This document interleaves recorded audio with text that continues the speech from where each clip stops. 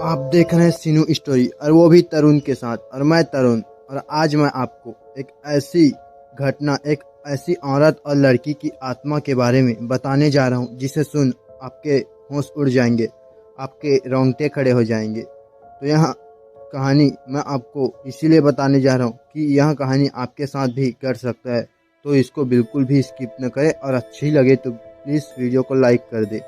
तो दोस्तों, यह एक चौंका देने वाली घटना है जो 1950 में घटी थी। उत्तर प्रदेश के रानी बाजार गांव में एक राम प्रकाश तिवारी नाम का आदमी रहता था। उसकी 5 साल की लड़की थी।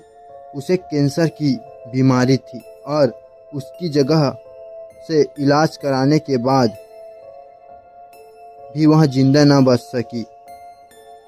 रात के 11 बजे उसकी मौत हो गई। उसी रात को एक दूसरे गांव में मोहिनी नाम की औरत के ट्रक से टकराने की वजह से मौत हो गई।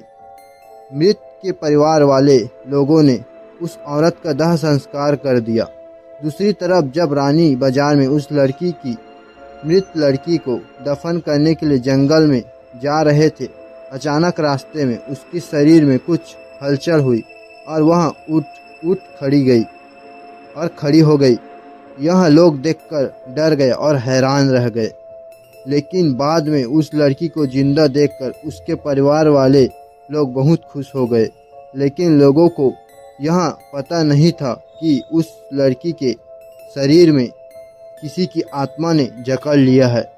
उस 5 साल की लड़की के अंदर मोहिनी की आत्मा घुस चुकी थी। वह अलग जगह पर आकर बहुत दुखी और परेशान हो गई थी। उसका खाना खाने में मन ही नहीं लगता था, लेकिन उसकी माँ उसे अपने हाथों से खाना खिला देती थी। एक दिन वह लड़की अपनी माँ के साथ उसके मामा जी के घर जा रही थी और अचानक रास्ते में वह जगह आई जहाँ मोहिनी की ट्रक से मौत हो गई थी, वहीं जगह वह लड़की आई। उसके बाद उस बच्ची ने अपनी माँ को इशारा करके बताया कि यह रास्ता उसके गांव की तरफ जाता है। उसकी माँ ने उसकी बातों को अनसुना कर दिया और अपने मामा जी के घर पहुंच गई। उसके मामा जी के घर के पास मोहिनी के गांव की एक औरत सिमरन किसी काम से आई हुई थी। मोहिनी की आत्मा ने उसको पहचान कर उसको आवाज़ देने लगी। सिमरन को लड़की के मुंह से अपना नाम सुनकर आश्चर्य हुआ। सिमरन के पूछने पर उस लड़की ने उसको अपनी पूरी घटना बता दी और बोली कि मेरी मौत पहले ही मेरे घर वालों ने मुझे जला दिया और इस बच्ची के खाली शरीर को देखकर इसमें रहने लगी हूँ। जब सिमरन ने यह बात सुनी तो उसके गांव जाकर सारे गांव वाले लोगों को यह बात बता दी और उसका पूरा परिवार मोहिनी से मिलने आ गया।